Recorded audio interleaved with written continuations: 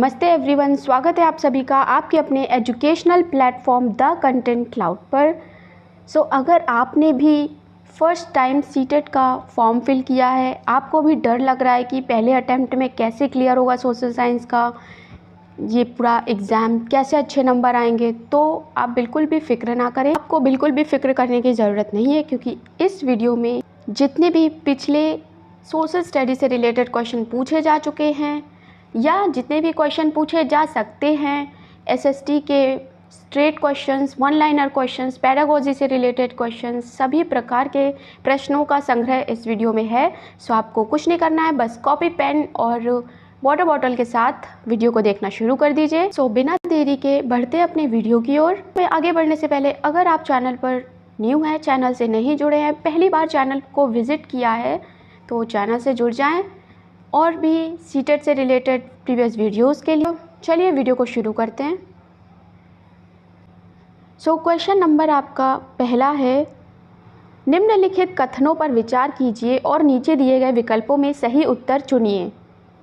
आपको दो कथन दिए गए हैं, आपको ये सुनिश्चित करना है कि कौन सा कथन सही है, कौन सा गलत है और आपका कौन सा ऑप्शन सही हो जाएगा।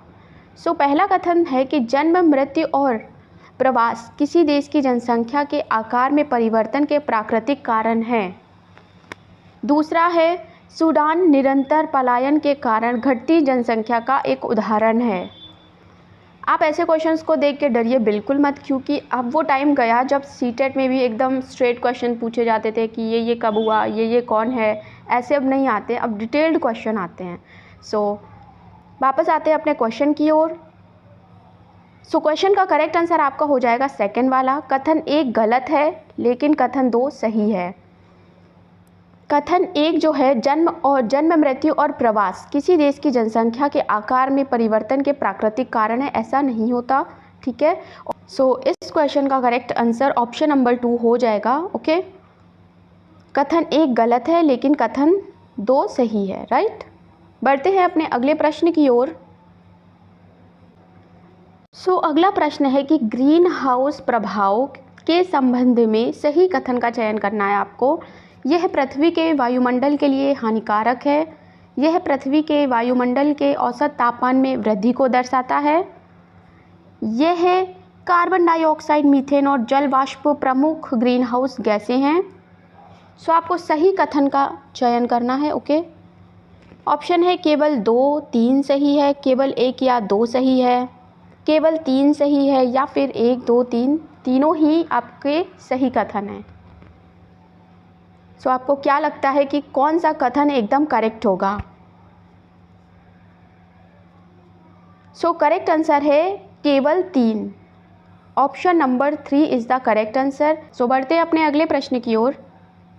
राज्य शब्द के लिए निम्नलिखित कौन सा सत्य है? आपको बताना है। राज्य एक राजनीतिक संस्था को संदर्भित करता है जो एक निश्चित क्षेत्र पर कब्जा करने वाले संप्रभु लोगों का प्रतिनिधित्व करता है। सरकार या कार्यपालिका राज्य का एक हिस्सा है। इसका उपयोग सरकार के साथ परस्पर विनिमय के रूप में किया जाता है। आपको बताना है कि राज्य शब्द के लिए इनमें से कौन सा कथन सही है। ऑप्शन नंबर आपका जो फर्स्ट है कि कथन नंबर 1 और 2 ये सही हो जाएगा। ओके, सरकार राज्य का एक हिस्सा है और राज्य एक राजनीतिक संस्था को संदर्भित करता है जो एक निश्चित क्षेत्र पर कब्जा करने वाले संप्रभु लोगों का प्रतिनिधित्व करता है। बढ़ते हैं अपने अगले प्रश्न की ओर। अगला प्रश्न है कि एमएलए के लिए कौन सा कथन सत्य है? एमएलए का फुल फॉर्म होता है member of the legislative assembly, ठीक है। कथन पहला है कि यह विधानसभा के सदस्यों के लिए है। भारत के प्रत्येक राज्य में एक विधानसभा है। तो इनमें से कौन सा ऑप्शन सही होगा आपको बताना है। करेक्ट हो जाएगा ऑप्शन नंबर 3। ये दोनों ही पॉइंट्स जो हैं एमएलए से रिगार्डिंग सही हैं, ठीक है। बढ़ते हैं अपने अगले प्रश्न की ओर। क्वेश्चन है कि निम्नलिखित में से कौन सा कथन मीडिया के लिए सही है? मीडिया के लिए कौन सा, आपके जो ये स्टेटमेंट्स दिए गए इनमें से कौन से सही हैं आपको बताने हैं। मीडिया एक मीडियम है, शब्द का बहुवचन है, ठीक है। मीडिया जो शब्द है मीडियम शब्द का बहुवचन है। यह उन विभिन्न तरीक़ों का वर्णन करता है जिनके माध्यम से हम समाज में संवाद करते हैं। और अगला है टीवी, रेडियो और समाचार पत्र मीडिया के रूप हैं। सो विदाउट एनी डाउट ये फोर्थ ऑप्शन एकदम सही हो जाएगा क्योंकि ये तीनों ही सही हैं। महिलाओं के मतदान के लिए संघर्ष करने के लिए निम्नलिखित में से कौन सा सही ढंग से मेल खाता है? इस आंदोलन को महिला मताधिकार आंदोलन कहा जाता है। प्रथम विश्व युद्ध के दौरान इसे मजबूती मिली। और अगला कथन है कि अमेरिकी महिलाओं को 1928 में मतदान का अधिकार मिला। नीचे दिए गए ऑप्शंस में से कौन सा सही है आपको बताना है। सो करेक्ट आंसर हो जाएगा ऑप्शन नंबर 1। ऑप्शन 1 एंड 2 दोनों सही हैं, ठीक है। लास्ट यानी थर्ड वाला ऑप्शन आपका सही नहीं है। सो अमेरिकी महिलाओं को करीब 1869 के अराउंड ही मतदान देने का अधिकार मिला था। बढ़ते अपने अगले प्रश्न की ओर। क्वेश्चन है कि निम्नलिखित में से कौन सा नगर निगम के लिए सही है? आपको बताना है। नगर निगम स्ट्रीट लाइट लगाना, कचरा संग्रहण, जलापूर्ति, सड़कों और बाजार को साफ रखने का ध्यान रखता है। नगर निगम यह सुनिश्चित करने के लिए भी जिम्मेदार होता है कि शहर में बीमारियां बिल्कुल भी ना फैलें। और थर्ड, यह स्कूल, अस्पताल और औषधालय नहीं चलाता है। नीचे दिए कूट से सही कथन का चयन कीजिए। सो नगर निगम के कार्य को लेकर आपका जो पहला और दूसरा कथन है, स्टेटमेंट्स हैं, ये एकदम सही हैं, इसलिए ऑप्शन नंबर 1 आपका एकदम सही हो जाएगा। बढ़ते अगले प्रश्न की ओर। क्वेश्चन नंबर अगला कि भारतीय शिक्षा पर ब्रिटिश नियंत्रण के प्रभाव का विस्तार से वर्णन कीजिए। इस परीक्षण वस्तु की प्रकृति क्या है? वस्तुनिष्ठ प्रकार, निबंध प्रकार, संक्षिप्त उत्तर प्रकार या फिर सही गलत प्रकार। सो भारतीय शिक्षा पर ब्रिटिश नियंत्रण के प्रभाव का विस्तार से वर्णन कीजिए। ये आपका जो है ये किस प्रकार का बन रहा है प्रश्न, आपको बताना, इसकी प्रकृति क्या है। सो ये आपका ऐसे टाइप से रिलेटेड है, तो इसका आंसर निबंध प्रकार यानी ऑप्शन नंबर 2 सही हो जाएगा। बढ़ते हैं अगले प्रश्न की ओर। सामाजिक विज्ञान को सामाजिक विज्ञान शिक्षण में कई चिंताओं को दूर करने की आवश्यकता है। उनमें से एक है सामाजिक मुद्दों की परिभाषा और विवरण शामिल करना, सनसनीखेज समाचार प्रदान करके विषय में रुचि जागृत करना, विषय आधारित ज्ञान पर ध्यान देना, मुख्य धारा के ज्ञान को और स्थानीय ज्ञान के बीच संतुलन बनाना। सो सबसे बेस्ट ऑप्शन होगा इसका फोर्थ ऑप्शन, ओके, मुख्य धारा के ज्ञान और स्थानीय ज्ञान के बीच संतुलन बनाना। बढ़ते अपने अगले प्रश्न की ओर। अगला प्रश्न है, छात्र में निम्न में से किस महत्वपूर्ण उद्देश्य को प्राप्त करने के लिए स्कूल में सामाजिक विज्ञान सीखते हैं? पहला, समाज की समग्र शांति और भलाई के लिए काम करना, इसके सुधार और परिवर्तन के लिए सामाजिक व्यवस्था की जांच, न्याय और आलोचना करना। केवल सेकंड ऑप्शन या फिर फर्स्ट और ऑप्शन सेकंड दोनों। आपको बताना है कि किस महत्वपूर्ण उद्देश्य को प्राप्त करने के लिए स्कूल में आपका सोशल साइंस SST सिखाते हैं। सो करेक्ट आंसर हो जाएगा फोर्थ ऑप्शन, दोनों ही चीज़ों को बैलेंस बनाना और शांति भलाई, यानी दोनों ही ऑप्शन इसके सही हैं, ओके। बढ़ते अगले प्रश्न की ओर। क्वेश्चन है कि सामाजिक विज्ञान कक्षा में लैंगिक तटस्थ भाषा का उपयोग और रूढ़िबद्ध बच्चों से बचाव को बढ़ावा देने के चरण हैं। लैंगिक पहचान, लैंगिक भूमिका, लैंगिक रूढ़िबद्धता या फिर लैंगिक समानता। सो करेक्ट आंसर हो जाएगा इसका ऑप्शन नंबर 4, लैंगिक समानता, ओके। अगला है, प्रश्न है कि निम्न में से कौन सा विषय उच्च प्राथमिक विद्यालय स्तर के लिए CBSE के वर्तमान सामाजिक विज्ञान पाठ्यक्रम में शामिल है? इतिहास, भूगोल या फिर सामाजिक और राजनीतिक जीवन। सो आपको बताना है कि कौन सा विज्ञान पाठ्यक्रम में शामिल है, ओके। सो करेक्ट आंसर हो जाएगा ये तीनों, यानी option number 2 is the correct answer. ये तीनों ही आपके जो पाठ्यक्रम है उसमें शामिल हैं। अगला प्रश्न है, क्वेश्चन है कि सामाजिक विज्ञान के शिक्षण में नाटकीय रूपांतर का प्रमुख उद्देश्य निम्न कराना होता है: बोध, ज्ञान, अनुसंधान या फिर आवेदन। सो करेक्ट आंसर हो जाएगा ऑप्शन नंबर सेकंड, यानी ज्ञान इज़ द करेक्ट आंसर। सामाजिक विज्ञान के शिक्षण में नाटकीय रूपांतर का प्रमुख उद्देश्य ज्ञान कराना होता है लोगों को, बच्चों को। ठीक है, नेक्स्ट है क्वेश्चन है कि सामाजिक विज्ञान को सामाजिक विज्ञान शिक्षण में कई चिंताओं को दूर करने की आवश्यकता है। उनमें से एक है सामाजिक मुद्दों की परिभाषा और विवरण शामिल कराना, सनसनीखेज समाचार प्रदान करके विषय में रुचि जागृत करना, विषय आधारित ज्ञान पर ध्यान देना या फिर मुख्य धारा के ज्ञान और स्थानीय ज्ञान के बीच संतुलन बनाना। सो इस क्वेश्चन का ऑप्शन नंबर 4 एकदम करेक्ट हो जाएगा। हमारा जो मुख्य धारा का ज्ञान है और स्थानीय ज्ञान है उसके बीच में बैलेंस बनाना, बैलेंस मेंटेन करना। अगला है क्वेश्चन है सामाजिक अध्ययन में पूछताछ और निर्णय लेने में आवश्यक कौशल है: खोज करने में का कौशल, किसी समस्या को पहचानने का कौशल, परिकल्पना विकसित करने का कौशल या फिर ऊपर के सभी, all of the above. So correct answer हो जाएगा फोर्थ वाला ऑप्शन। ये सारे ही जो भी कौशल हैं ये निर्णय लेने में आवश्यक हैं। ओके, नेक्स्ट है क्वेश्चन है कि सामाजिक अध्ययन शिक्षक के अनिवार्य गुण इस प्रकार हैं। सामाजिक अध्ययन शिक्षक के अनिवार्य गुण क्या हैं आपको बताने हैं: उच्च अंक, मानवीय संबंध, व्यावसायिक प्रशिक्षण। सो करेक्ट आंसर हो जाएगा ऑप्शन नंबर 1, बी और सी, यानी मानवीय संबंध और व्यावसायिक प्रशिक्षण ये अनिवार्य गुण है एक सामाजिक अध्ययन शिक्षक के। बढ़ते अगले प्रश्न की ओर। क्वेश्चन है कि एक सामाजिक विज्ञान का शिक्षक कक्षा शिक्षण अधिगम प्रक्रिया में किसी भाषा के साहित्य को सामाजिक विज्ञान से कैसे संबंधित कर सकता है? छात्रों से सामाजिक विज्ञान की अवधारणा को अपने शब्दों में परिणाम निकालने के लिए कहना, साहित्य आधारित कार्य सौंपना जैसे सामाजिक विज्ञान आधारित सामग्री पर कविता लिखना, या फिर छात्रों को सामाजिक अध्ययन की अपनी पूर्व में सीखी गई अवधारणाओं को याद कराने के लिए कहना, या फिर छात्रों को साहित्य आधारित सामाजिक विज्ञान विषय वस्तु पढ़ने के लिए प्रोत्साहित करना। सो करेक्ट आंसर हो जाएगा कि साहित्य आधारित कार्य सौंपना जैसे सामाजिक विज्ञान आधारित सामग्री पर कविता लिखना। ओके, सो ऑप्शन नंबर जो सेकंड है इसका करेक्ट आंसर हो जाएगा। बढ़ते अगले प्रश्न की ओर। नेक्स्ट है क्वेश्चन है कि वह विधि जो छात्रों के बीच महत्वपूर्ण सोच कौशल विकसित करने में मदद नहीं करती है।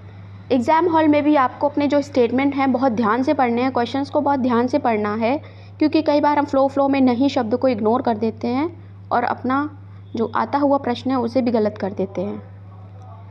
कम बैक टू द क्वेश्चन। वह विधि जो छात्रों के बीच महत्वपूर्ण सोच कौशल विकसित करने में नहीं करती है कौन सी है? कंठस्थ विधि, परियोजना आधारित अधिगम, सहयोगपूर्ण अधिगम या फिर स्वविनियमित अधिगम। सो करेक्ट आंसर है कंठस्थ विधि अधिगम। ऐसे कुछ भी मगअप कर लेना ये वर्क नहीं करता है। ठीक है, नेक्स्ट है क्वेश्चन नंबर है कि भारतीय शिक्षा पर ब्रिटिश नियंत्रण के प्रभाव का विस्तार से वर्णन कीजिए। ये परीक्षण वस्तु किस प्रकृति की है, इसकी प्रकृति क्या है? सो ये आपका MCQ नहीं है, शॉर्ट आंसर नहीं है, सही गलत नहीं है, ट्रू फॉल्स नहीं है, ये आपका एक निबंध प्रकार का प्रश्न है। ओके, सो करेक्ट ऑप्शन हो जाएगा सेकंड वाला। बढ़ते हैं अगले प्रश्न की ओर। क्वेश्चन है कि सामाजिक विज्ञान के अधिगम को अधिक मनोरंजक और प्रभावी बनाने के लिए क्या किया जाना उचित है? छात्रों को स्थानीय परिवेश का अन्वेषण करने के लिए कहा जा सकता है, अधिगम केवल कक्षा की दीवारों के अंदर होना चाहिए, A, B दोनों, या फिर इनमें से कोई नहीं।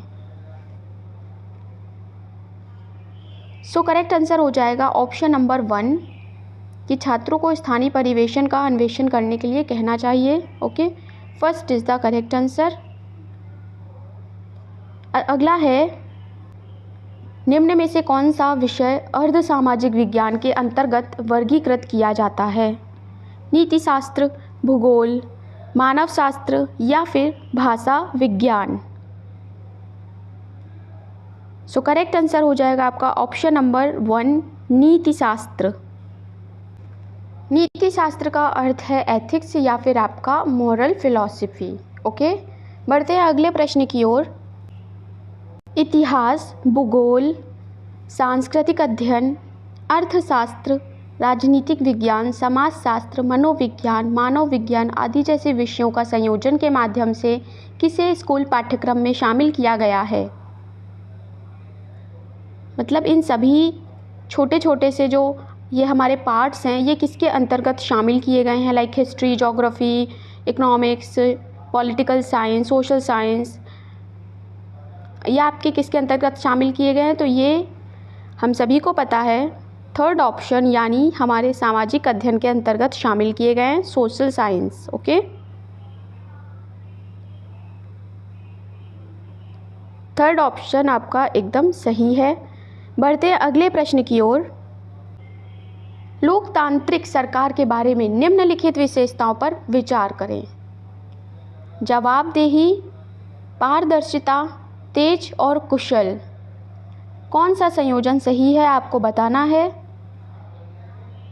सो करेक्ट आंसर हो जाएगा ऑप्शन नंबर 1 यानी जवाबदेही और पारदर्शिता। ये विशेषताएं इसमें निम्नलिखित हैं, विचार करने योग्य हैं। ओके, अगला प्रश्न है निम्नलिखित कथनों में से सही विकल्प का चयन कीजिए। पहला कथन है कि भूकंप की तीव्रता रिक्टर स्केल पर मेज़र करी जाती है। 5+ अधिक भूकंप से संसाधनों को कभी नुकसान नहीं होता। 5.0 से अधिक के भूकंप से मतलब जो भी हमारे रिसोर्सेस हैं उनको नुकसान नहीं पहुंचता है। सो करेक्ट आंसर हो जाएगा ऑप्शन नंबर 2। कथन एक तो सही है परंतु दूसरा एकदम गलत है, नुकसान होता ही होता है। ठीक है, बढ़ते हैं अगले प्रश्न की ओर। अक्टूबर के महीने से शुरू होने वाले भारत के मौसमों को व्यवस्थित कीजिए। ओके, सो अक्टूबर के मंथ से जो भी हमारे जिसमें वेदर चेंजेस होते हैं उन्हें आपको अरेंज करना है। सो करेक्ट आंसर हो जाएगा 4th ऑप्शन। मॉनसून की समाप्ति होती है, फिर आपकी सर्दी प्रारंभ होती है, फिर आपका प्रारंभिक मानसून आता है और फिर दक्षिण पश्चिम मानसून आता है। ओके, सो ये है हमारा correct pattern. 4 option is the correct answer. बढ़ते हैं अगले प्रश्न की ओर। क्वेश्चन नंबर अगला है कि ज्वरीय ऊर्जा एक प्रकार का संसाधन है, आपको बताना है।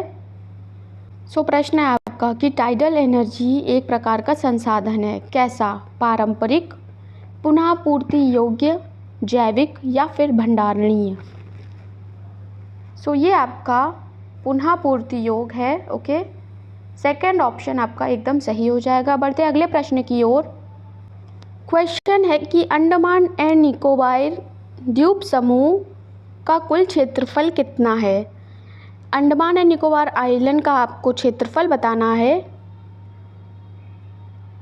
8,249 वर्ग किलोमीटर, 8,532 वर्ग किलोमीटर, 8,921 या फिर 8,191। करेक्ट आंसर क्या हो जाएगा आपको बताना है इसका आंसर। बात करें अंडमान एंड निकोबार आइलैंड की तो ये आपकी एक यूटी है। ओके, यूनियन टेरिटरी है और कैपिटल इसकी आपकी हो जाए पोर्ट ब्लेयर, कैपिटल हो जाएगी पोर्ट ब्लेयर। ओके, और इसका जो कुल क्षेत्रफल है वो है 8,249 वर्ग किलोमीटर, यानी ऑप्शन नंबर 1 आपका एकदम करेक्ट हो जाएगा। बढ़ते हैं अगले प्रश्न की ओर। राजा विजयालय का संबंध निम्नलिखित में से किस राजवंश से था? पल्लव, राष्ट्रकूट, चोल या फिर गुप्ता। राजा का संबंध किस राजवंश से था आप सभी को बताना है। सो करेक्ट आंसर आपका हो जाएगा ऑप्शन नंबर 3 यानी चोल राजवंश से। ओके, बढ़ते अगले प्रश्न की ओर। प्रश्न है कि निम्नलिखित में से कौन सी प्राचीन पुरातात्विक स्थल मोहनजोदड़ो की विशेषताएं हैं। सो यहाँ आपका बृहद स्नानघर पाया गया है, गढ़ है, भंडार गृह है। सो करेक्ट आंसर हो जाएगा 4th ऑप्शन, ये सभी मोहनजोदड़ो की विशेषताएं हैं। अगला प्रश्न है प्रश्न है कि मौर्य साम्राज्य की राजधानी क्या थी? पाटलिपुत्र, वैशाली, इंद्रप्रस्थ या फिर कुशीनगर? मौर्य साम्राज्य की बात करें तो इसकी स्थापना चंद्रगुप्त मौर्य के द्वारा की गई थी। ओके, और इसमें मदद की थी कौटिल्य ने, जिन्हें हम चाणक्य के नाम से भी जानते हैं। और राजधानी इसकी हो जाएगी पाटलिपुत्र। ऑप्शन नंबर 1 एकदम सही है। बढ़ते अगले प्रश्न की ओर। क्वेश्चन है कि निम्नलिखित में से कौन से पुरापाषाण स्थल में चूना पत्थर से बने औजार मिले हैं? कहाँ मिले हैं? कुर्लियावा, इनाम गांव, ब्रह्मगिरी या फिर हुंसकी? सो करेक्ट आंसर हो जाएगा ऑप्शन नंबर 4 हुंसकी में। ओके, अगला प्रश्न है कि मध्यकाल में जनजातीय समूह के बारे में हमें बहुत कम जानकारी है क्योंकि वे लिखित दस्तावेज नहीं रखते थे, इसलिए उनके बारे में कम जानकारी है। वे उन इलाकों में नहीं रहते थे जहां मध्यकालीन शासक थे। ब्रिटिश शासन के स्थापित होने के बाद ही वे लोगों की नज़र में आ पाए, या फिर वे अलग गांव में थे और एकांत में रहते थे। सो इस क्वेश्चन का करेक्ट आंसर हो जाएगा कि वे लिखित दस्तावेज नहीं रखते थे, इसलिए उनके बारे में कम जानकारी उपलब्ध है। ऑप्शन नंबर 1 एकदम सही हो जाएगा। बढ़ते हैं अगले प्रश्न की ओर। प्रश्न है कि निम्नलिखित में से किसने कुरान की आयतों की पुनर्व्याख्या करके कहा कि महिलाओं को भी शिक्षा का अधिकार मिलना चाहिए? बेगम अनीस किदवई, मुमताज़ अली, हज़ारा बीबी इस्माइल, बेगम रुकैया, शखावत हुसैन? तो किन्होंने महिलाओं के शिक्षा के अधिकार के बारे में बात करी? करेक्ट आंसर हो जाएगा ऑप्शन नंबर 2 मुमताज़ अली। बढ़ते अगले प्रश्न की ओर। क्वेश्चन है कि निम्न जातियों की दुर्दशा पर ज्योतिबा फुले की 1873 में आई किताब समर्पित है? भारत के उपनिवेशवाद विरोधी आंदोलन के राष्ट्रवादियों को, भक्ति गायकों को, अमेरिकी गृह युद्ध में दास प्रथा का विरोध करने वाले कार्यकर्ताओं को, या फिर ब्रह्म समाज सुधारकों को? सो ये डेडिकेटेड है बुक आपके अमेरिकी गृह युद्ध में दास प्रथा का विरोध करने वाले कार्यकर्ताओं को। अगला प्रश्न है, ऑप्शन नंबर आपका 3 एकदम सही हो जाएगा। ओके, नेक्स्ट है, सुझाव दीजिए कि हमें अपने पर्यावरण को बचाने के लिए किस प्रकार के संसाधनों का अधिक उपयोग करना चाहिए? अनवीकरणीय संसाधनों का, नवीनीकरणीयों का, मानव निर्मित का, या फिर अजैव संसाधनों का? सो इस प्रश्न का करेक्ट आंसर हो जाएगा सेकेंड वाला, नवीकरणीय संसाधनों का। ओके, नेक्स्ट प्रश्न है, निम्नलिखित में से यातायात का कौन सा साधन अधिक दूरी में भारी एवं बड़े आकार वाले सामानों को ढोने के लिए सबसे सस्ता है? जल मार्ग, रेल मार्ग, वायु मार्ग या फिर सड़क मार्ग? सो करेक्ट आंसर हो जाएगा फर्स्ट वाला ऑप्शन, जल मार्ग। ओके, वाटरवेज आपका एकदम करेक्ट ऑप्शन है। अगला है, ऊर्जा संसाधन पर निम्नलिखित कथनों में से गलत का चयन कीजिए। गलत का चयन करना है आपको, ठीक है। बायोगैस ग्रीन हाउस गैस का प्रभाव का कारण होती है। सौर ऊर्जा नवीकरणीय ऊर्जा है। जलीय ऊर्जा समाप्य होती है। पवन ऊर्जा प्रदूषण मुक्त होती है। सो ऑप्शन नंबर 3 आपका एकदम गलत हो जाएगा। जलीय ऊर्जा यानी जो टाइडल एनर्जी होती है वो हमारी समाप्य नहीं होती है। ओके, सो नेक्स्ट क्वेश्चन है, गल्फ स्ट्रीम का एक गर्म महासागरीय धारा है क्योंकि यह एक ध्रुवों से भूमध्य रेखा की ओर चलती है। अंतर्भीम भूमि के नीचे से गर्म होती है। गर्म पानी के झरने यानी स्रोतों द्वारा गर्म होती है, या फिर भूमध्य रेखा के निकट उत्पन्न होती है? सो करेक्ट ऑप्शन हो जाएगा हमारा कि भूमध्य रेखा के निकट ये उत्पन्न होती है, इक्वेटर के निकट। ओके, अगला है, समताप मंडल की परिस्थितियाँ हवाई जहाज़ उड़ाने के लिए आदर्श होती हैं। सही कारण का चयन कीजिए। उच्च वायुदाब, निम्न वायुदाब, बादलों एवं मौसम संबंधी घटनाओं से मुक्त होना, आंधी वाली परिस्थितियाँ यानी तेज पवन। सो समताप मंडल में ऐसा क्या होता है जो वहाँ पे एयरप्लेन या ऐसी हवाई जहाज़ उड़ानों के लिए वो एकदम सूटेबल होता है? सो करेक्ट ऑप्शन है कि वो बादलों और मौसम संबंधी जो हमारी घटनाएं होते हैं उनसे वो मुक्त होता है, स्ट्रेटोस्फेयर। ओके, सो अब बढ़ते हैं अगले प्रश्न की ओर। क्वेश्चन है कि ग्लोब को दो बराबर भागों में बांटने के लिए खींची गई काल्पनिक रेखा क्या होती है, उसे क्या कहते हैं? विषुवत रेखा, मकर रेखा, उत्तर ध्रुवीय वृत्त या फिर कर्क रेखा। सो ऑप्शन नंबर 1 एकदम सही हो जाएगा, ये हम सभी को पता है। इक्वेटर जो होती है वही आंसर है।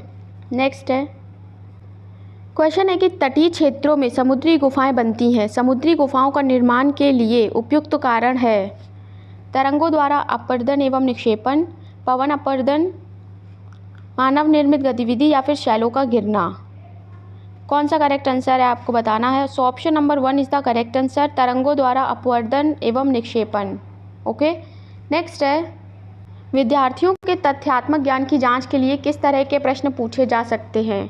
पारिभाषिक शब्दावली का ज्ञान, वर्गीकरणों और श्रेणियों का ज्ञान, रणनीतिक ज्ञान या फिर विषय विशेष कौशल का ज्ञान।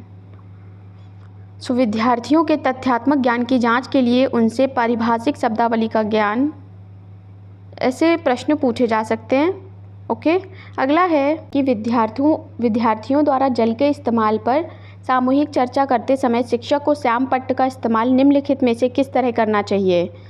संकल्पनाओं, विषय वस्तु और मुद्दों के आधार पर प्रतिक्रियाओं को व्यवस्थित करना। वे विद्यार्थी जो कक्षा में होनहार माने जाते हैं उनकी प्रतिक्रिया को लिख लेना। विद्यार्थियों की बातों को सुनना लेकिन उनका अभिलेखन आवश्यक नहीं है। चर्चा में कही गई हर बात को अभिलेखित करना। सो करेक्ट ऑप्शन हो जाएगा फर्स्ट वाला, संकल्पनाओं, विषय वस्तु एवं मुद्दों के आधार पर प्रक्रियाओं को व्यवस्थित करना। नेक्स्ट है, आदिवासियों और चलवासी पशुचारियों यानी चरवाहों के जीवन के प्रति विद्यार्थियों को संवेदनशील बनाने हेतु श्रेष्ठ संभाव अभ्यास होगा। नगर वालों पर चलचित्र अथवा वृत्तचित्र दिखाना, व्याख्यान एवं सेमिनार, आदिवासियों और चलवासी चरवाहों पर सामूहिक चर्चा।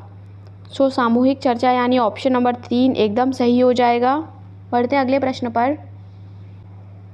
विद्यार्थियों को भारत की चुनाव प्रक्रिया के बारे में सुपरिचित कराने के लिए निम्नलिखित में से कौन सी शिक्षा शास्त्रीय विधि श्रेष्ठ होगी? विद्यार्थियों को उनके पड़ोस में चुनाव संबंधी सर्वे करने के लिए कहना, कक्षा में कक्षा प्रतिनिधियों के लिए चुनाव का आयोजन करना, स्थानीय चुनाव पर वृत्तचित्र दर्शाना या किसी विशेषज्ञ को व्याख्यान के लिए आमंत्रित करना। सो विद्यार्थियों को भारत की चुनाव प्रक्रिया के बारे में सुपरिचित कराने में सर्वश्रेष्ठ विधि जो होगी वो है कक्षा में कक्षा प्रतिनिधियों के चुनाव का आयोजन कराना, यानी ऑप्शन नंबर 2। नेक्स्ट प्रश्न है, कक्षा 6 के कुछ विद्यार्थी प्रश्न करते हैं कि यदि पृथ्वी सपाट प्लेन नहीं है, फ्लैट नहीं है, तो मानचित्र कैसे सब कुछ सपाट यानी फ्लैट दिखाता है? इस प्रश्न को संबोधित करने का सर्वश्रेष्ठ मार्ग क्या होगा? सजीवता के साथ यह दिखाना कि कैसे मानचित्र और ग्लोब हमारी पृथ्वी से मिलते जुलते हैं। विद्यार्थियों को मानचित्र दिखाना, उन्हें स्वयं ही कारण का पता करने के लिए कहना या फिर विद्यार्थियों को ग्लोब दिखाना। सो सबसे सटीक और बेस्ट ऑप्शन हो जाएगा ऑप्शन नंबर 1, सजीवता के साथ यह दिखाना कि कैसे जो मैप है और ग्लोब है वो हमारी अर्थ से मिलते जुलते हैं। ओके, नेक्स्ट प्रश्न है, अगला क्वेश्चन है और इम्पॉर्टेंट क्वेश्चन है कि RTE एक्ट 2009 के अकॉर्डिंग आकलन प्रक्रमों को विकसित करने के लिए निम्नलिखित में से किसकी आवश्यकता होती है? बच्चे का सर्वांगीण विकास, ज्ञान के स्थानीय तथा वैश्विक पहलुओं को जोड़ना, ज्ञान के स्थानीय से वैश्विक पहलुओं को जोड़ना, क्रियाकलापों खोज एवं अन्वेषण द्वारा सीखना, बाल स्नेही और बाल केंद्रित रीति में सीखना। सो कौन सी चीज़ों की आवश्यकता होती है? सो करेक्ट ऑप्शन हो जाएंगे A, C एंड D, ये तीनों ही सही हो जाएंगे, A, C and D। Option number 3 आपका एकदम करेक्ट आंसर हो जाएगा। बढ़ते अगले प्रश्न की ओर। सो यहाँ फिनिश हो गए हैं हमारे 30 मिनट्स। ओके, नेक्स्ट प्रश्न है अपना कि निम्नलिखित में से कौन से प्रश्न शिक्षार्थियों के केवल तथ्यात्मक ज्ञान का आकलन करते हैं? जलवायु और मौसम की परिभाषा दीजिए। भारत में मुख्य मौसम कौन सा है? आज के समय में महाजनपदों के समय में गांव की व्यवस्था करने में 3 अंतर दीजिए। वनस्पति जगत और प्राणी जगत की उपस्थिति खाद्य के निर्माण पर किस प्रकार प्रभाव डालती है? या फिर लास्ट कथन कि लोगों के संसाधन के रूप में व्यक्त करने से आप क्या समझते हैं? सो कौन सा कथन या ऑप्शंस आपका सही हो जाएगा, आपको बताना है। सो करेक्ट आंसर हो जाएगा ऑप्शन नंबर 1। ओके, जलवायु और मौसम की परिभाषा दीजिए। भारत में मुख्य मौसम कौन से हैं? नेक्स्ट क्वेश्चन है, अगला प्रश्न है कि निम्नलिखित में से कौन से प्रश्न संज्ञानात्मक प्रक्रिया के अनुप्रयोग पहलू का आकलन करते हैं? 1857 विद्रोह के क्या कारण थे? आर्थिक गतिविधियां और गैर आर्थिक गतिविधियों के बीच अंतर लिखिए, उपयुक्त उदाहरण दीजिए। प्रत्यक्ष कर क्या है? दक्षिण एशिया में कई देशों के शासन में संघीय तंत्र नहीं है, व्याख्या दीजिए। सो आपको बताना है इनमें से कौन सा प्रश्न संज्ञानात्मक प्रक्रिया के अनुप्रयोग पहलू का आकलन करते हैं। सो ऑप्शन नंबर आपका सेकंड एकदम सही हो जाएगा। Okay, B, C and D ये तीनों ही करेक्ट हैं। बढ़ते हैं अगले प्रश्न की ओर। निम्नलिखित में से किसको सामाजिक विज्ञान की कक्षा में द्वितीयक स्रोत की तरह माना जा सकता है? भुज में भूचाल के समय की फ़ोटो एवं इसके विवरण, अकबरनामा पर लेखों के संपादित संकलन, इंदिरा गांधी को लिखे गए जवाहरलाल नेहरू के पत्र, महात्मा गांधी की पुस्तक हिंद स्वराज। ये आपका इम्पॉर्टेंट क्वेश्चन है। ओके, सो आपको बताना है कि द्वितीयक स्रोत की तरह किसे माना जा सकता है। ऑप्शन नंबर सेकंड आपका एकदम सही हो जाएगा, राइट। अकबरनामा पर लेखों के संपादित संकलन। बढ़ते हैं अगले प्रश्न की ओर। क्वेश्चन है कि भेदभाव के संप्रत्य का परिचय देने के पश्चात एक माध्यमिक स्तर की सामाजिक विज्ञान की कक्षा में शिक्षिका विद्यार्थियों को निम्न सामाजिक स्तर के लोगों द्वारा अनुभव किए जाने वाले भेदभाव की समीक्षात्मक जांच में संलिप्त करना चाहती हैं। निम्न में से कौन सी गतिविधि उनकी पाठ्य योजना में स्थान पा सकती है? दिए गए विषय पर वाद विवाद का आयोजन, भेदभाव क्या है एक व्याख्यान देना, भेदभाव से संबंधित अखबार के लेखों को एकत्रित करना। सो कौन सा ऑप्शन सही होगा आपको बताना है। सो करेक्ट ऑप्शन है थर्ड वाला, ए एंड सी बोथ। ये जो एक्टिविटी है ये सही रहेंगी। अगला सवाल है, सो आपका अगला प्रश्न है कि एक सामाजिक विज्ञान की शिक्षिका अपनी कक्षा में भेदभाव के विषय पर चर्चा करना चाहती है। निम्न में से कौन सा उदाहरण चर्चा के लिए उपयुक्त होगा? डॉक्टर भीमराव अंबेडकर के बचपन के अनुभव, ओम प्रकाश वाल्मीकि की पुस्तक जूठन, भारत का संविधान बनाने की प्रक्रिया। सो अगर आपको वीडियो अच्छी लग रही है तो वीडियो को लाइक कर लें, चैनल से नहीं जुड़े हैं तो जुड़ जाएं। इस क्वेश्चन का करेक्ट आंसर हो जाएगा ऑप्शन नंबर 1, यानी जो ए और बी हमारा जो स्टेटमेंट है ये उचित रहेगा। ओके, अगला प्रश्न है कि लैंगिक समानता की समझ को बेहतर करने के लिए निम्नलिखित में से कौन सा उदाहरण कक्षा में चर्चा के दौरान किए जा सकते हैं? राष्ट्रीय गान, सुल्ताना का स्वप्न, मताधिकार आंदोलन या फिर महिलाओं को अपनी पसंद के कपड़े पहनने का अधिकार। सो करेक्ट ऑप्शन हो जाएगा ए, बी, सी, बी, सी, डी, ए, सी, डी या फिर सी, डी। सो ऑप्शन नंबर जो सेकंड है बी, सी, डी ये तीनों सही हो जाएंगे। ओके, नेक्स्ट प्रश्न है, कक्षा में जेंडर भूमिकाओं पर चर्चा करते समय शिक्षक को निम्न में से किन पर अधिक केंद्रण करना चाहिए?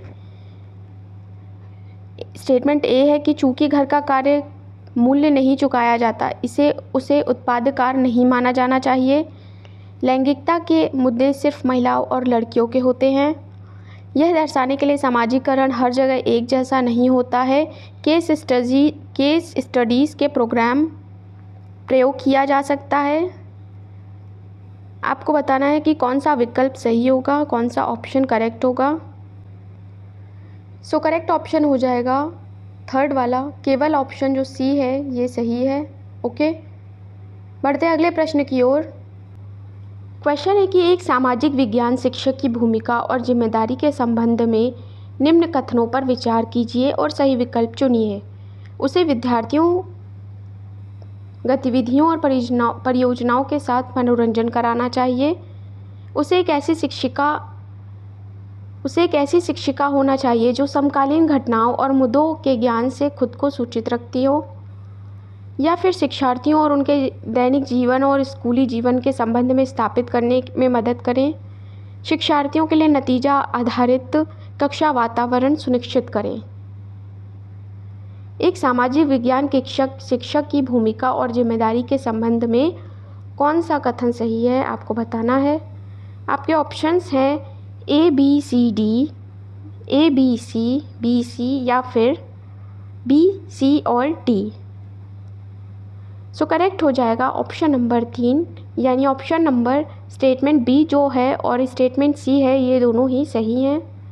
बढ़ते हैं अपने अगले प्रश्न की ओर। अगला है क्वेश्चन है कि कक्षा में अगर कोई विषय आवेगपूर्ण परिचर्चा को उत्पन्न करता है तब एक शिक्षक से क्या अपेक्षित है। शिक्षक को सभी विद्यार्थियों को शांत कराना चाहिए और परिचर्चा को अनिश्चित काल के लिए स्थगित कर देना चाहिए, या फिर शिक्षक को ऐसे मामलों पर परिचर्चा परिपक्वता से करनी चाहिए ताकि स्वतंत्र विचारों के साथ दृढ़ रूप से चर्चा की जा सके। थर्ड वाला है कि शिक्षक को जो ऊंचे स्वर में बोल रहे हैं उन्हें डांटना चाहिए। शिक्षक को आरंभ में ही ऐसे विषयों को काट देना चाहिए। सो करेक्ट ऑप्शन हो जाएगा सेकंड वाला, शिक्षक को ऐसे मामलों पर परिचर्चा परिपक्वता से करनी चाहिए ताकि स्वतंत्र विचारों के साथ दृढ़ रूप से चर्चा की जा सके। अगला है एक शिक्षिका मवेशियों के चरने की भूमि में मुद्दे पर बात करने के लिए व्यक्तियों के एकत्र होने की घटना के बारे में अपनी कक्षा शुरू करती है और निम्नलिखित में से किस पर संभावित रूप से चर्चा कर रही है आपको बताना है। नगर प्रशासन, पंचायती राज, निचली न्यायपालिका या फिर आरक्षण।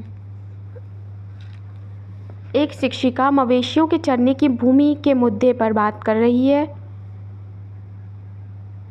सो इसमें करेक्ट ऑप्शन हो जाएगा Panchayati Raj. Option number second is the correct answer. Okay, कहीं ना कहीं उसका जो बात कर रही है वो मुद्दा है वो विलेज से रिलेटेड है। सो बढ़ते हैं अगले प्रश्न की ओर। क्वेश्चन है कि विद्यालय के सादृश्य के साथ अगर सरकार के सांसदीय रूप की व्याख्या की जाती है जहां प्रधानाचार्य प्रधानमंत्री एवं वरिष्ठ शिक्षक मंत्री परिषद है, यहाँ विद्यालय प्रशासनिक कर्मचारियों के लिए कौन सा उपयुक्त सादृश्य होगा। विधायिका, विपक्ष, न्यायपालिका या फिर कार्यपालिका। सो करेक्ट ऑप्शन हो जाएगा कार्यपालिका। Fourth option is the correct answer. Next है विद्यार्थियों को मुगल प्रशासन के कर्मियों की विविध भूमिकाओं एवं उत्तरदायित्वों को समझाने के लिए निम्नलिखित में से सर्वाधिक उपयुक्त कौन सा है। सर्वेक्षण, भूमिका निर्वहन, समय सीमा या फिर खुले अंत वाले प्रश्न। कौन सा करेक्ट है आपको बताना है। सो ऑप्शन नंबर सेकंड एकदम सही हो जाएगा, भूमिका निर्वहन, राइट। अगला है स्कूली स्तर पर सामाजिक विज्ञान के शिक्षण के आधारभूत उद्देश्य को विद्यार्थियों को जानकार और तार्किक बनाना है, पेशेवर बनाना है, राजनीतिक रूप से अति सक्रिय बनाना है या फिर सामाजिक रूप से सक्रिय बनाना है आपको बताना है। सो ये आपका डी ऑप्शन है। ओके, सो करेक्ट आंसर हो जाएगा option number 4 A, B and D option. D statement, ये जो पॉइंट्स हैं तीनों सही हैं। अगला है प्रश्न है कि आपको कथन और कारण दिया गया है, उन पर आपको विचार करना है और उचित विकल्प को चयन करना है। कथन है कि सामाजिक विज्ञान की पाठ्यपुस्तकों में अनेक काल्पनिक एवं वास्तविक दोनों वृत्तांत होने चाहिए। कारण, वृत्तांत अधिगमकर्ताओं को विचारों व संस्थानों को समझने में सक्षम बनाते हैं तथा अंतर्निरीक्षण को प्रोत्साहित करते हैं। सो इसमें आपका करेक्ट ऑप्शन कौन सा होगा बताना है। ए और आर दोनों सही हैं, आर ए की सही व्याख्या करता है। ऑप्शन नंबर 1 एकदम सही हो जाएगा, राइट। अगला प्रश्न है निम्नलिखित में से कौन सा फुटपाथ पर ठेलों और सामान बेचने की आजीविका के अधिकार के हिस्से के रूप में मान्यता देने की दिशा में एक कदम है? कस्बों और शहरों में व्यापारिक क्षेत्र बनाना, ठेलों को सड़कों पर प्रतिबंधित करना, छोटी दुकानों को ठेलों की जगह स्थान देना, या फिर ठेलों और फुटपाथ पर सामान बेचने पर स्थानीय सरकार द्वारा कर लगाना। सो इस प्रश्न का करेक्ट आंसर हो जाएगा ऑप्शन नंबर 1, कस्बों और शहरों में व्यापारिक क्षेत्र बनाना। ओके, सो अगला प्रश्न है, किसी समुदाय के घेटोइजेशन की प्रक्रिया का नतीजा होता है उसका बाकी समाज से अलगाव, उनकी संस्कृति का विविधीकरण, अल्पसंख्यकों का संरक्षण, उनका सामाजिक सशक्तिकरण। सो करेक्ट आंसर हो जाएगा फर्स्ट वाला, उसका बाकी समाज से अलगाव। ओके, अगला है, प्रश्न है कि भारत के पास एकीकृत न्यायिक व्यवस्था है। निम्नलिखित में से कौन सा इस वाक्य की बेहतर व्याख्या करता है? ए, व्यक्ति उच्च न्यायालय जा सकता है अगर वह निचली अदालत के फैसले से संतुष्ट ना हो। ऊपरी अदालतों द्वारा लिए गए निर्णय निचली अदालतों पर बाध्यकारी नहीं होते। सो करेक्ट आंसर हो जाएगा ऑप्शन नंबर 3, केवल ए सही है। व्यक्ति उच्च न्यायालय जा सकता है अगर वह निचली अदालत के फैसले से संतुष्ट ना हो। अगला है, भारतीय संविधान के अकॉर्डिंग एक धर्मनिरपेक्ष राज्य को चाहिए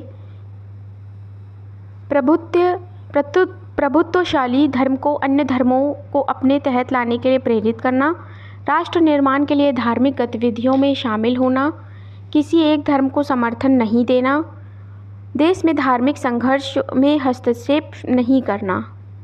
सो जो करेक्ट ऑप्शन हो जाएगा वो होगा थर्ड ऑप्शन, किसी एक धर्म को समर्थन नहीं देना। राइट। अगला है, क्वेश्चन है कि निम्नलिखित में से कौन भारत की संसद बनाते हैं?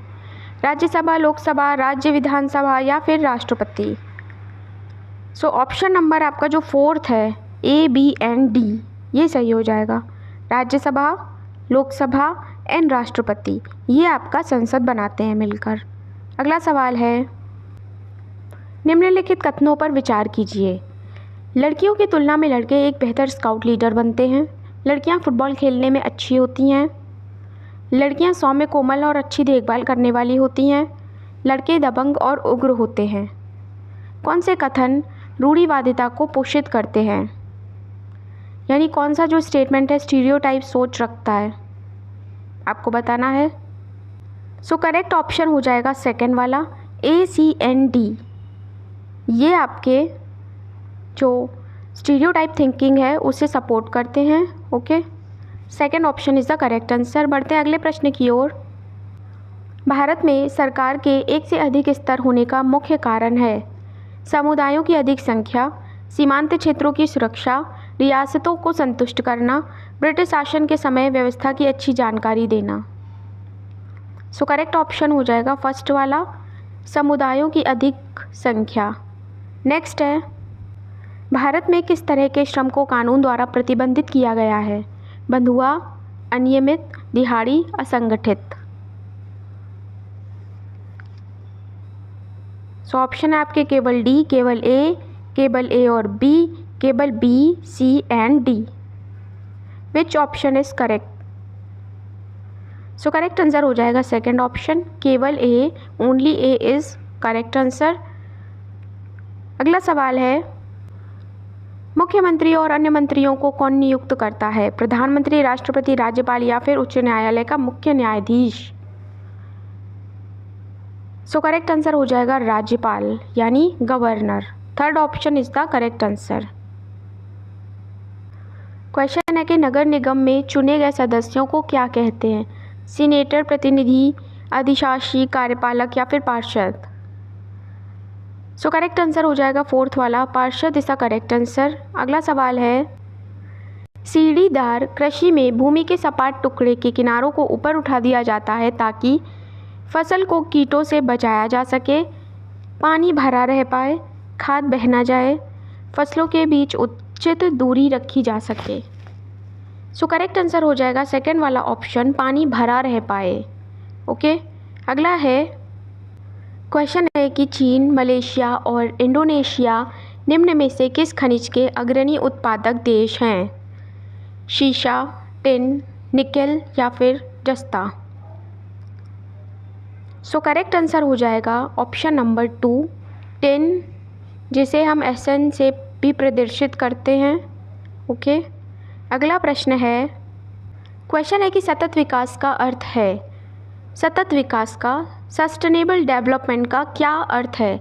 मुख्यतः नवीकरणीय संसाधनों का संरक्षण, संसाधनों का सीमित उपयोग, अपनी संतानों एवं संबंधियों के लिए संसाधनों का बचाव, सभी तरह के संसाधन संरक्षण करना, केवल आवश्यकता अनुसार उपयोग करना तथा भविष्य के लिए बचाना।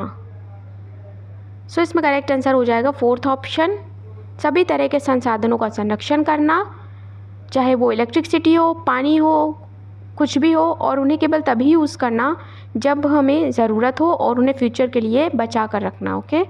अगला प्रश्न है, क्वेश्चन है कि जिस स्थान पर कोई नदी किसी अन्य जल निकाय से मिलती है तो उसे क्या कहते हैं? डेल्टा, तटबंध, गोखुर झील या फिर नदी मुहाना? सो उसे क्या कहते हैं आपको बताना है। सो करेक्ट ऑप्शन हो जाएगा 4th वाला, उसे कहते हैं नदी मुहाना, इंग्लिश में कहते हैं एस्चुअरी, ESTUARY। ओके। अगला प्रश्न है, पवन के निक्षेपण को कहा जाता है? लोएस, छत्रक सेल, हिमोर या फिर स्टैक? सो ऑप्शन नंबर 1 एकदम सही हो जाएगा, लोएस यानी चिकनी मिट्टी। अगला प्रश्न है, किस क्षेत्र में बहुत ही सीमित प्राकृतिक वनस्पति मिलती है? शीतोष्णकटिबंधीय क्षेत्र, टुंड्रा क्षेत्र, शीतकटिबंधीय क्षेत्र या फिर उष्णकटिबंधीय क्षेत्र? सो करेक्ट आंसर आपका हो जाएगा ऑप्शन नंबर 2। अगला प्रश्न है, एक व्यक्ति ने किसी क्षेत्र का दौरा किया और वहां उसे बांज, ऐश, बीच के वृक्ष तथा फ्रिजेड मोनाली पक्षी मिले। उसने निम्न में से किस वनस्पति क्षेत्र का दौरा किया होगा? उष्णकटिबंधीय सदाबहार वन, शीतोष्ण पर्णपाती वन, शंकुधारी वन या फिर भूमध्य सागरीय वन? सो करेक्ट आंसर हो जाएगा शीतोष्ण पर्णपाती वन। ओके। अगला है, महासागरीय पर्पटी के मुख्य खनिज हैं मैग्नीशियम, एल्यूमिना, सिलिका या फिर निकल? सो आपका ऑप्शन नंबर कौन सा करेक्ट होगा? कौन कौन से जो मुख्य खनिज हैं वो आपके शामिल हैं? सो आपके शामिल हैं उनमें A और C, यानी ऑप्शन नंबर 3 करेक्ट हो जाएगा, मैग्नीशियम एंड सिलिका। ओके। अगला है, क्वेश्चन है कि निम्नलिखित कथनों A और R को पढ़िए तथा उपयुक्त विकल्प का चयन कीजिए। अभिकथन है कि अपने स्थान से ध्रुव तारे का कोण मापकर आप अपने स्थान का अक्षांश जान सकते हैं। विषुवत वृत्त के दोनों तरफ ध्रुवों के बीच की दूरी पृथ्वी के चारों ओर के वृत्त का 1/4 है। सो इनमें से कौन सा कारण अभिकथन सही है, कौन सा ऑप्शन करेक्ट है आपको बताना है। सो इसमें A और R दोनों सही हैं और R एक ही सही व्याख्या है, ऑप्शन नंबर 2 सही हो जाएगा। अगला है, सो क्वेश्चन है कि इंटरनेशनल डेट लाइन यानी अंतर्राष्ट्रीय तिथि रेखा के बारे में निम्न में से कौन सा कथन सही है? अंतर्राष्ट्रीय तिथि रेखा एक सीधी रेखा है जो उत्तरी ध्रुव को दक्षिणी ध्रुव से जोड़ती है। अंतर्राष्ट्रीय तिथि रेखा केवल जलीय भाग से होकर गुजरती है। अंतर्राष्ट्रीय तिथि रेखा जलीय व स्थलीय दोनों भाग से होकर गुजरती है और अंतर्राष्ट्रीय तिथि रेखा लगभग 0 देशांतर का अनुसरण करती है। आपको बताना है कौन सा कथन सही है इंटरनेशनल डेट लाइन से रिलेटेड। सो करेक्ट आंसर हो जाएगा इसका ऑप्शन नंबर 2, अंतर्राष्ट्रीय तिथि रेखा केवल जलीय भाग का होकर गुजरती है। अगला प्रश्न है कि A और B कथन आपको कथन दिए गए हैं। सहायक संधि के संदर्भ में विचार करने के लिए सही विकल्प का आपको चयन करना है। ओके। सो कथन A है कि भारतीय शासकों को अपनी स्वतंत्रता सशस्त्र सेना रखने की अनुमति थी। भारतीय शासकों को ईस्ट इंडिया कंपनी को भुगतान करना पड़ता था। सो करेक्ट आंसर आपका हो जाएगा ऑप्शन नंबर 4, A गलत है मगर B सही है। ठीक है। अगला प्रश्न है 1857 के विद्रोह के बारे में निम्नलिखित कथन पर विचार कीजिए। 1 मई 1857 में भारी विद्रोह का आरंभ हुआ। यह उपनिवेशवाद के विरुद्ध सबसे बड़ा प्रतिरोधी आंदोलन था। इसमें सिपाहियों और जनसाधारण ने बड़ी संख्या में भाग लिया।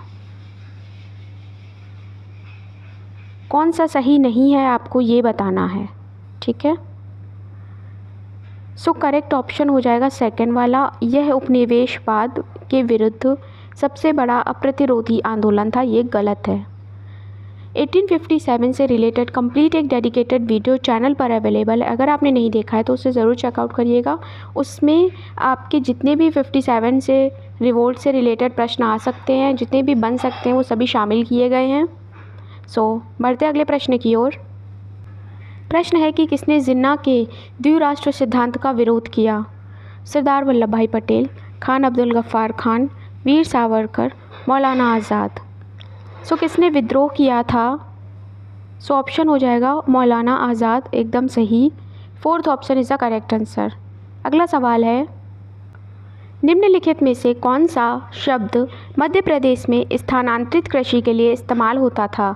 बीघा, बेवर, बैगा या फिर महाल। सो करेक्ट आंसर हो जाएगा ऑप्शन नंबर 2 बेवर। ओके,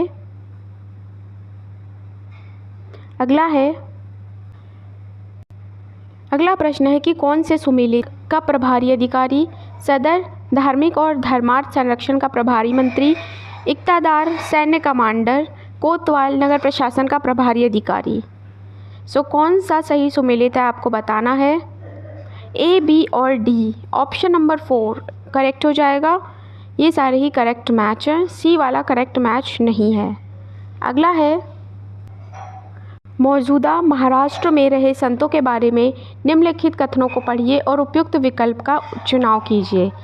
13वीं से 17वीं शताब्दी में हुए कवि संतों ने सभी प्रकार के कर्मकांडों और जन्म आधारित तंत्रों का विरोध किया। इन कवि संतों ने रोजी रोटी कमाने और विनम्रतापूर्वक ज़रूरतमंद साथी व्यक्तियों की सेवा करते हुए जीवन बिताने को अधिक पसंद किया। कौन सा आपके दोनों में से सही है? दोनों सही हैं, दोनों गलत है।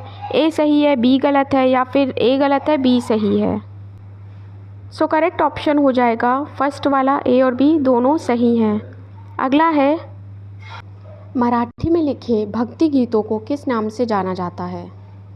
श्रोतम, भजनम, प्रबंधम या फिर अभंग। सो करेक्ट ऑप्शन हो जाएगा आप सभी का फोर्थ ऑप्शन अभंग, यानी फोर्थ वाला एकदम सही हो जाएगा। मराठी में लिखे भक्ति गीतों को अभंग नाम से जाना जाता है। अगला प्रश्न है उत्तराधिकारी की सामुदायिक प्रथा का अर्थ है। उत्तराधिकार की सामुदायिक प्रथा का क्या अर्थ है? पसंदीदा पुत्र को अपने पिता की संपत्ति विरासत में मिलना, ज्येष्ठ पुत्र को अपने पिता का संपत्ति विरासत में मिलना, सभी पुत्रों व पुत्रियों के बीच विरासत का विभाजन, या फिर सभी पुत्रों के बीच विरासत का विभाजन। सो करेक्ट ऑप्शन हो जाएगा फोर्थ वाला, सभी पुत्रों के बीच विरासत का, प्रॉपर्टी का विभाजन। ओके, सो अगला प्रश्न है कि प्राचीन तमिलनाडु में जो लोग थे उनकी बस्तियों को उर कहते थे। किन की बस्तियों को उर कहते थे आपको बताना है। सो ऑप्शन नंबर 3 किसानों की बस्तियों को उर कहते थे, एकदम सही हो जाएगा। व्यापारियों, कुलीन व्यक्तियों और शिल्पकारियों, ये ऑप्शंस आपके सभी गलत हो जाएंगे। अगला प्रश्न है किसी समस्या के समाधान के लिए कार्य योजना बनाने का सबसे अच्छा तरीका निम्नलिखित में से कौन सा है? समस्या को छोटे छोटे चरणों में विभाजित करना, प्रत्येक चरण के लिए समय सीमा निर्धारित करें और उन संसाधनों की पहचान करें जिनकी आपको आवश्यकता होती है। सो आपके ये तीनों ही जो स्टेटमेंट्स हैं सही हो जाएंगे। ऑप्शन नंबर 4 एकदम सही हो जाएगा। ए, बी, सी तीनों ही सही हैं। अगला प्रश्न है निम्नलिखित कथनों पर विचार कीजिए और सही विकल्प का चुनाव कीजिए। कथन है कि सामाजिक अध्ययन शिक्षकों को छात्रों को शामिल करने के लिए और अधिगम को बढ़ावा देने के लिए विभिन्न प्रकार की शिक्षण विधियों का उपयोग करना चाहिए। छात्र तब सबसे अच्छा सीखते हैं जब वे सीखने की प्रक्रिया में सक्रिय रूप से संलग्न होते हैं। सो ऑप्शन आपके कौन सा सही हो जाएगा आपको बताना है। फोर्थ ऑप्शन एकदम सही होगा, ए और बी दोनों कथन सही हैं। ओके, नेक्स्ट है क्षेत्रीय यात्राएं सामाजिक विज्ञान में किसके लिए उपयोगी हैं? मूल्यांकन, अनुभवजन्य साक्ष्य, मनोरंजन या ये सभी। सो करेक्ट आंसर हो जाएगा आपका अनुभवजन्य साक्ष्य, ऑप्शन नंबर सेकंड इसके लिए एकदम करेक्ट हो जाएगा। क्षेत्रीय यात्राएं सामाजिक विज्ञान में इसीलिए उपयोगी हैं। अगला सवाल है, प्रारंभिक स्तर पर इतिहास के लिए निम्नलिखित में से कौन सी अच्छी शिक्षण रणनीति नहीं है? प्राथमिक स्रोतों का उपयोग करना, तथ्यों और तारीखों को याद रखने पर जोर देना, छात्रों को प्रश्न पूछने और अतीत के बारे में गहनता से सोचने के लिए प्रोत्साहित करना, केवल प्रसिद्ध नेताओं और घटनाओं पर ही नहीं बल्कि आम लोगों की कहानियों पर ध्यान केंद्रित करना। कौन सा ऑप्शन एकदम सही हो जाएगा जो कि एक अच्छी शिक्षण रणनीति नहीं है? सो जो सेकंड ऑप्शन है, तथ्यों और तारीखों को याद रखने पर जोर देना, ये गलत हो जाएगा। Okay, option second is the correct answer. बढ़ते हैं अगले प्रश्न की ओर। क्वेश्चन है कि ऐतिहासिक अवधि में घटनाओं के अनुक्रम को दिखाने के लिए निम्नलिखित में से कौन सा सबसे उपयुक्त है? चार्ट, पोस्टर, चित्रकारी, मानचित्र। सो करेक्ट आंसर हो जाएगा option number 1, chart. Okay, question है कि पोर्टफोलियो के बारे में निम्नलिखित में से कौन सा कथन सत्य है? पोर्टफोलियो का उपयोग केवल उच्च शिक्षा में छात्रों द्वारा किया जाता है। पोर्टफोलियो में मुख्य रूप से लिखित निबंध शामिल होते हैं। पोर्टफोलियो का उपयोग किसी छात्र के काम और प्रगति का आकलन और प्रदर्शन करने के लिए किया जाता है। पोर्टफोलियो पारंपरिक कक्षा व्याख्यानों की प्रतिस्थापित यात्रा, या फिर फोर्थ ऑप्शन, पोर्टफोलियो पारंपरिक कक्षा व्याख्यानों को प्रतिस्थापित करने के लिए डिज़ाइन किए गए हैं। करेक्ट ऑप्शन क्या हो जाएगा आपको बताना है।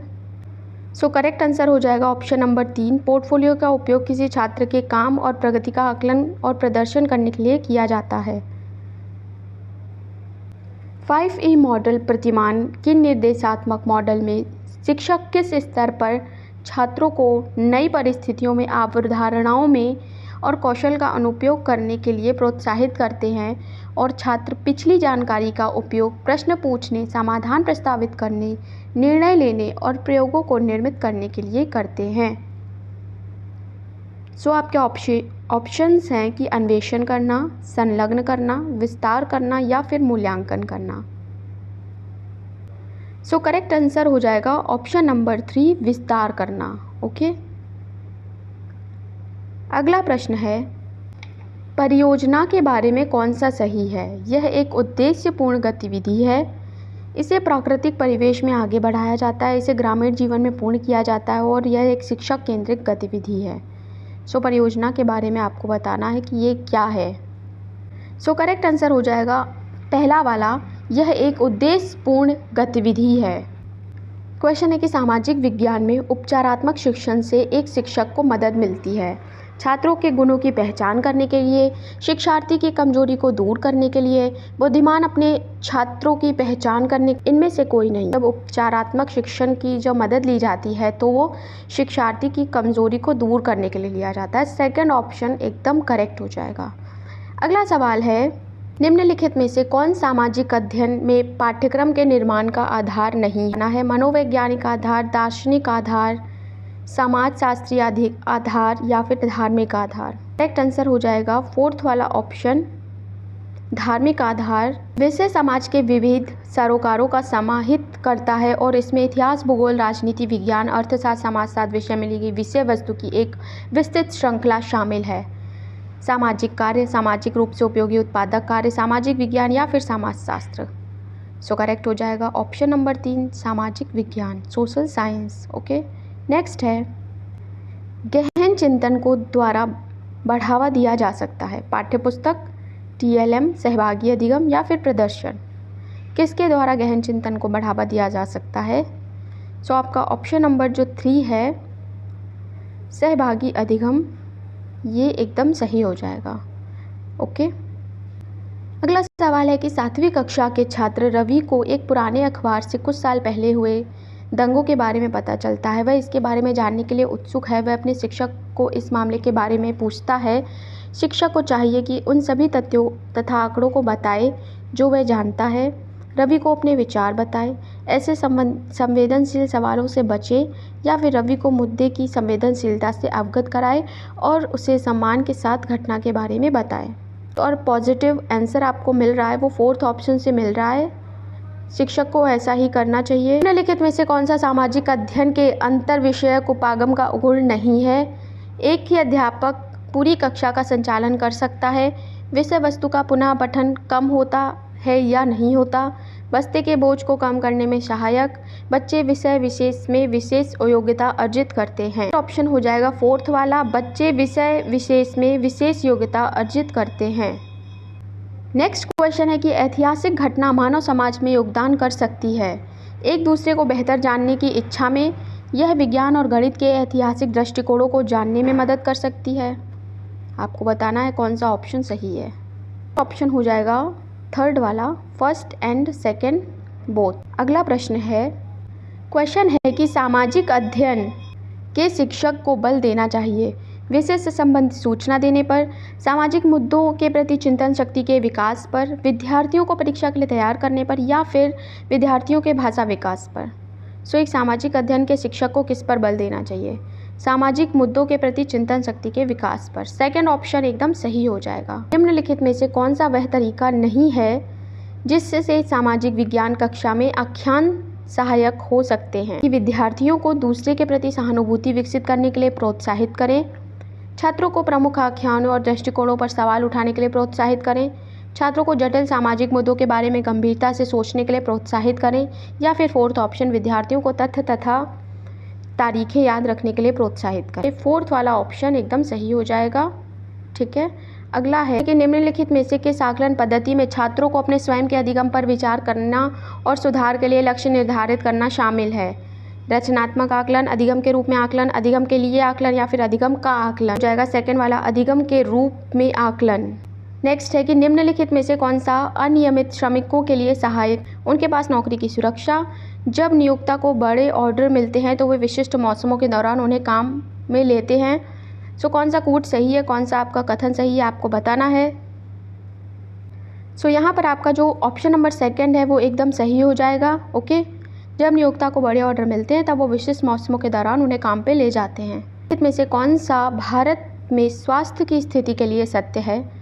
ग्रामीण इलाकों में लोगों को डॉक्टर तक पहुंचने के लिए लंबी दूरी तय करनी पड़ती है। प्रत्येक वर्ष लगभग 6 लाख लोग तपेदिक से मरते हैं। हम सभी को स्वच्छ पेयजल उपलब्ध नहीं करा पा रहे हैं। कौन सा कथन आपका सही है, आपको बताना है। 3rd ऑप्शन एकदम सही हो जाए। फर्स्ट एंड थर्ड ये एकदम सही है। ठीक है। फिनिश होता है हमारा SST की मैराथन क्लास, जो आपके आने वाले CTET एग्ज़ाम 7 जुलाई को होने वाला है। इसके लिए बहुत इम्पॉर्टेंट है। वीडियो को लाइक एंड शेयर करना बिल्कुल ना भूलें, अपने फ्रेंड्स तक इसे पहुंचाएं। मिलते हैं नेक्स्ट वीडियो में। Thanks for watching.